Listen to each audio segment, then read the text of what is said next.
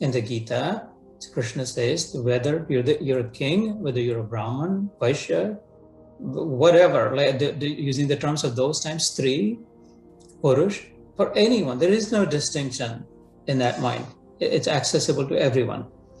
And so keep the nature of the mind in mind. Try to understand. The more we understand again, the less fearful we will be. All fear stems from uncertainty. And therefore, the way to counter fear is to gain knowledge about it. Even the mighty warrior Prince Arjun was conflicted, majorly conflicted, had become fearful, had become confused, and mind had become very unstable. And he said that to Shri Krishna. You may have seen in B.R. Chopra's Mahabharata decades ago. And if the Lord acknowledges and accepts and admits that, yes, you're right, the mind is the mightiest force, really. Yato nischarati manas chanchalam asthiram. These are Sri Krishna's words. And man is chanchal, asthir. It's going here and there. Tatas niyamyaita atmaneva vashamnet. However, what we have to do as it is going around, stop it from completely getting lost, bring it back. Every time, bring it back to our anchor, to whatever we tie it to. Asanshayam mahabaho manodur nigraha chalam abhyasena tu kaunteya vairagena chagriyate.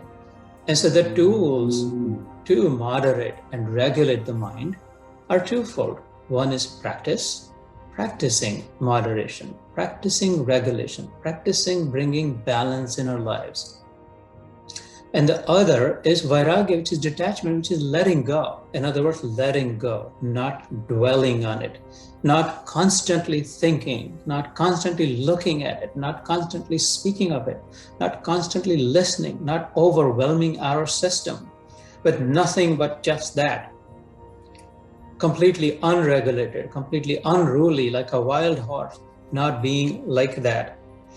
So, because otherwise the mind is the spurious. It will never be able to catch the mind.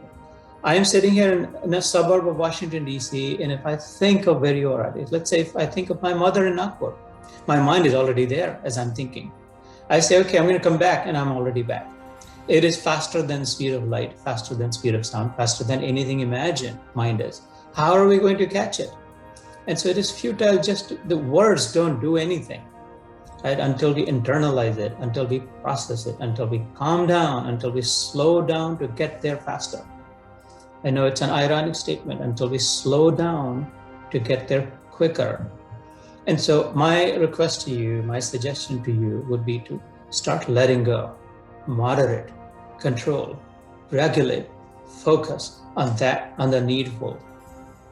If you go back to the Upanishads to understand the nature of the mind, it is part of what is called Antahkaran, right? Inner device. Karan is a device, is an apparatus, is an appliance, is a tool, is an instrument, right? Karan. And there could be Bahya Karan, or there could be Antahkaran. External outer devices or internal devices. Every one of us has one internal device. It's called the Antahkaran, which has 4 sides to it. Man, Buddhi, Chitta, and Ahankar.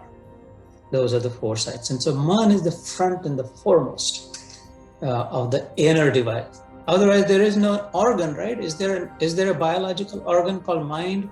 Can the mind be fixed by surgery? Can the mind be given any chemotherapy? No one knows where the mind is, because it does not exist, because it is concocted, because we believe that I am under the control of my mind, because we have stopped thinking, because we have stopped paying attention to our real nature. We are not the mind. We are the controller of the mind. We are sitting with the lagam, with the rein in our hands. There is a way to stop it. But the first realization has to be that, who am I? Someone said it in the initial conversation, that I'm not the mind, I'm not the body. I will not be controlled. I'm the controller. I'm not the controlled. And all that knowledge, the Gita suggests, is already within, is already inside. The question is, do we take the time to go within and identify with it?